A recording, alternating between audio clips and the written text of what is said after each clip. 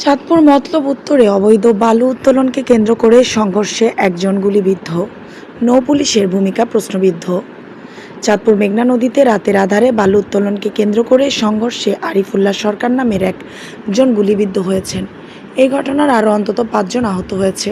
জেলার মতলব উত্তর উপজেলার বড়চর এলাকার মেঘনা নদীতে মঙ্গলবার গভীর রাতে গোলাগুলির এই ঘটনা ঘটে।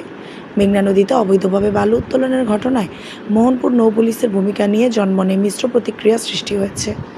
পুলিশের সাথে সমন্বয় করে অবৈধভাবে বালু উত্তোলন করেছে বলে অভিযোগ করেছে অনেকে। এদিকে গুরুতর আহত আরিফুল্লাহ সরকার চাঁদপুর সরকারি জেনারেল হাসপাতালে চিকিৎসা নেওয়া হয়। সেখান থেকে পরে তাকে ঢাকা মেডিকেল কলেজ হাসপাতালে পাঠানো হয়। এলাকাবাসী জানান, মেঘনা নদীর বড়চর এলাকার একজন দল দুর্বৃত্ত রাতের আধারে বালু কাটার চেষ্টা করে। এ সময় লোকজন দুর্বৃত্তদের বাধা দিতে গিয়ে হামলার শিকার হন। তাদের হামলার গুলিবিদ্ধ হন। এছাড়াও সংঘর্ষে অন্তত 5 জন আহত হওয়ার খবর পাওয়া গেছে। গুলিবিদ্ধ আরিফের মেয়ে তানজিলা আক্তার বলেন, বাবার পেটে গুলি লেগেছে, এখন কিভাবে চিকিৎসা করাবো। বাবা বালু কেটে দেওয়ার খবর শুনে ঘটনাস্থলে যায়।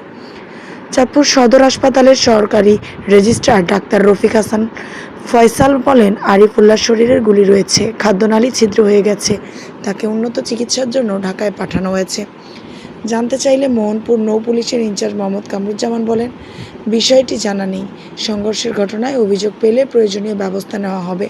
এদিকে সম্প্রতি রাতের আধারে মেঘনা নদীতে বালু উত্তোলন চেষ্টাকালে বেশ কিছু ট্রেজারের জব্দ ও অর্ধশত শ্রমিক আটকে থেকে জেলাজোদায় পাঠানো হয়। উল্লেখ্য, মতলব উত্তরে এর পূর্বে মেঘনা নদীতে বালু উত্তোলনে বেশ কয়েকবার গোলাগুলির ঘটনায় কয়েকজন নিহত হয়েছে। আওয়ামী লীগ সরকার ক্ষমতা থাকলে সময় মোহনপুরের চেয়ারম্যান কাজী মিজানের গ্রুপের সাথে এমপির লোকজনের সংঘর্ষের ঘটনা ঘটেছিল। আবারও অবৈধ বালু উত্তোলনকে কেন্দ্র করে দুই গ্রুপের মাঝে উত্তেজনা বিরাজ করছে। যে কোনো সময় রক্তক্ষয়ী সংঘর্ষের ঘটনা ঘটার সম্ভাবনা রয়েছে। সংশ্লিষ্ট প্রশাসন খুব দ্রুত অবৈধ বালু উত্তোলনকারীদের বিরুদ্ধে কঠোর আইনগত ব্যবস্থা গ্রহণ করলে এই রক্তক্ষয়ী সংঘর্ষ বন্ধ হবে বলে মনে করছেন সচেতন মহল।